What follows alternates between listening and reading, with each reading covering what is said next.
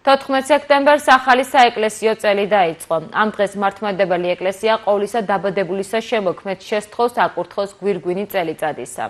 ეკლესიაში ახალი სტილით 14 სექტემბრიდან წელიწადის ათვლა უძველესი დროიდან მომდინარეობს და იგი პირველი მსოფლიო კრების გადაწყვეტილებას უკავშირდება. დღეს გურჯაანის სამების საკათედრო ტაძარში მამაოჟა სონღულაშვილმა მოსწავლებს როგორც საეკლესიო ახალი წელი, ასევე სასწავლო წლის დაწყება მიულოცა.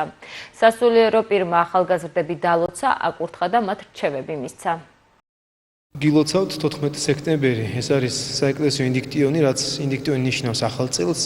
ეს ორი ვერსია აქვს ამას, ამ განმარტება, ესე ვთქვით, ერთი რომის იმპერიას უკავშირდება და მეორე ეს არის, როცა ამ დღეს, ანუ 14 სექტემბერი, 1 სექტემბერია, ძველი წელთაღრიცხვით და ამ დღეს მაცხოვარი შეედის სინაგოგაში და გადაშლის წმინდა წიგნს და კითხულობს, რომ კურთხეულ წელიწადზე, შეწყნარებულ წელიწადზე და აი ამასთან დაკავშირებით, აქედან გამომდინარე, ახალ წელიწადად მიიჩნევა, საეკლესიო ახალ წელიწადად, თან მოსავლის აღებასთან დაკავშირებით, რომ ახალი წელიწადს, ანუ მოსავალი იღება, ესე ვთქვათ, ადამიანის ნაშრომი იღება, რომ კეთილად დაბინავდეს, რომ კეთილად მოხმარდეს საზოგადოებას, ვინც შრომობს და იღწის მოსავლის ასაღებად და მე ყველას მოგილოცავ და ღმერთმა ინებას, რომ წელიწადი ყოფილიყოს შეწყნარებული, წელიწადი ყოფილიყოს სიყვარულისა, წელიწადი ყოფილიყოს ურთიერთპატივისცემისა და ურთიერთმიმტევებლობისა, ხვავისა და ბარაქისა. მე-13 წელიწადი არის, რაც ახალი სასწავლო წელი რომ იწყება და სრულდება, ჩვენ ვლოცულობთ განსაკუთრებულად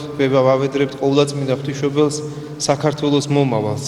როგორც წელს პირველი სასწავლო წელი დაიწყო პირველ კლასელებს და მოსწავლე ახალგაზრდებს და როდესაც სრულდება, ვინც დაასრულა სკოლა და აბიტურიენტებს მათაც ვლოცავთ ხოლმე.